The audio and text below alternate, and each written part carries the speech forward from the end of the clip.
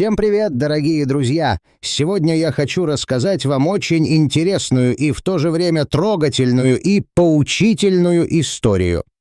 Несколько лет назад, в один из морозных дней, я случайно увидел бумажник, лежавший на дороге.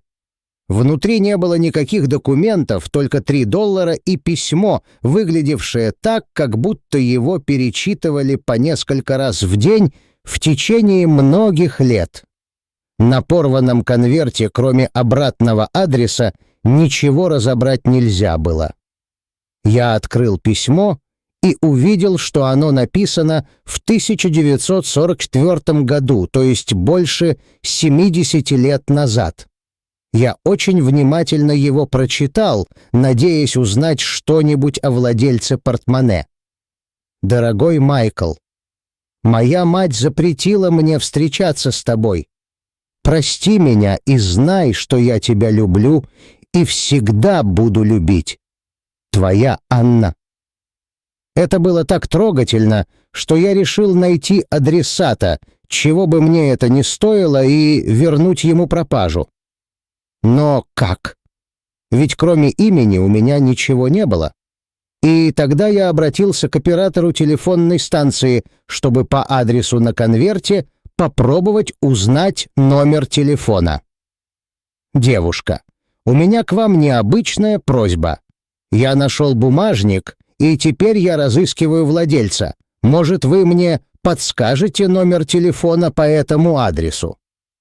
Однако девушка отказалась помочь, так как не имела права разглашать такие сведения. Но когда я ей рассказал про необыкновенное письмо, она предложила самой связаться с абонентом, и если он согласится поговорить со мной, то она нас соединит. Я ждал минуту, которая показалась мне вечностью, и вот, наконец, я услышал женский голос и спросил, знакома ли она с некой Анной. «Да», — ответила женщина. 30 лет назад мы купили этот дом у его матери, но уже несколько лет мать Анна живет в доме престарелых. Я дам вам телефонный адрес, может, там вам смогут помочь». Я поблагодарил добрую женщину и попросил координаты дома престарелых. Сразу же набрал номер и узнал, что мать Анны, к сожалению, уже умерла. Но сама Анна жива и находится в другом доме престарелых. Когда я туда позвонил и объяснил, зачем мне нужна Анна, мне ответили, что, учитывая позднее время, скорее всего, она меня не примет. Но я чувствовал, что вплотную приблизился к разгадке таинственного письма, и поэтому проявил настойчивость. Вскоре я уже был на месте. Вместе с директором мы поднялись на 3-й этаж и вошли в комнату отдыха, где я наконец-то увидел Анну. Она оказалась очень милой, пожилой дамой с теплой улыбкой и добрыми глазами. Я рассказал ей о своей находке и показал письмо. Когда Анна увидела его, она отвела взгляд, глубоко вздохнула и произнесла: «Я очень его любила. Его звали Майкл Голдстайн. Но мне было только 16 лет, и моя мать считала, что я слишком молода. К тому же Майкл был очень красивым парнем, знаете, как Шон Коннери, актер». Она глубоко вздохнула и сквозь слезы чуть слышно произнесла: «Если вы его найдете, передайте, что она все еще любит его, и так и не вышла замуж. Никто для меня не смог стать таким, как он». Я попрощался с пожилой леди и спустился на 1-й этаж. Дежуривший там охранник спросил, помог ли мне визит к леди Анне. По крайней мере, я знаю фамилию владельца, но я так и потратил почти весь день, поэтому начну поиски, когда у меня будет свободное время. Произнося эти слова, я машинально вытащил из кармана бумажник. Коричневый, кожаный, с переплетением красного шнурка. И вдруг охранник закричал: «Я знаю! «Я знаю, кто владелец. Это господин Голдстайн. Он живет в соседнем корпусе и, когда выходит на прогулку, постоянно его теряет. По крайней мере, 3 раза уже точно». Услышав такое, я практически бегом вернулся к директору. Вместе мы прошли в соседний корпус и спросили у медсестры, где сейчас находится Майкл Голдстайн. Она провела нас в комнату, в которой, сидя в большом уютном кресле, наслаждался чтением приятный пожилой джентльмен. Директор спросил его, не терял ли он сегодня бумажник.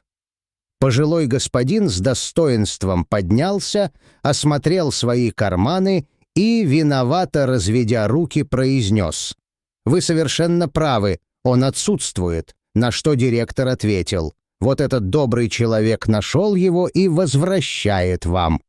Старик с видимым облегчением обратился ко мне. «Чем я могу отблагодарить вас, молодой человек? Какое вознаграждение вас устроит?» «Мне ничего не надо, но я должен сказать вам кое-что. Я очень сожалею, но мне пришлось прочитать письмо. Я же должен был как-то разыскать хозяина портмоне». Улыбка на лице старика исчезла. «Вы читали то письмо?» «Я не только прочитал, но я думаю, что знаю, где ваша Анна». Он вздрогнул и побледнел. «Анна? Вы знаете, где она?» «Как она? У нее все в порядке? Пожалуйста, скажите мне, я очень хочу ее увидеть!» Схватив мою руку, пожилой господин сказал: «Вы знаете, когда я получил это письмо, моя жизнь закончилась. Я так никогда и не женился. Я всегда любил только мою Анну. Пожалуйста, проведите меня к ней». И мы пошли. Она все еще сидела в комнате отдыха, ведь с нашего визита к ней не прошло и часа. «Анна», — мягко сказал директор, — «вы знаете этого человека?»